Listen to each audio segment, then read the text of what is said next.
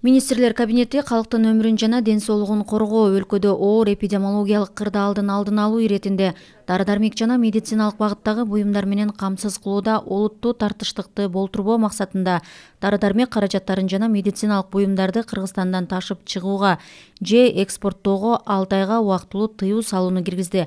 Кабыл алынган чечимге ылайык экономика жана коммерция министрлиги убактылуу тыюу салуу киргизилгендиги жөнүндө белгиленген тартипте Дүйнөлүк соода уюмунун коргоо чаралары боюнча комитетине жана Евразия экономикалык комиссиясына кабарлашы керек.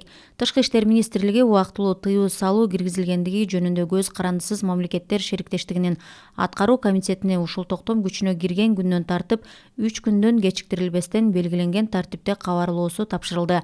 Ташып чыгууга убактылуу тыюу салуу жөнүндө чечимге министрлер кабинетинин төрагасы кол койгон жана токтом расмий жарыяланган күндөн тартып 15 күн өткөндөн кийин күчүнө кирет.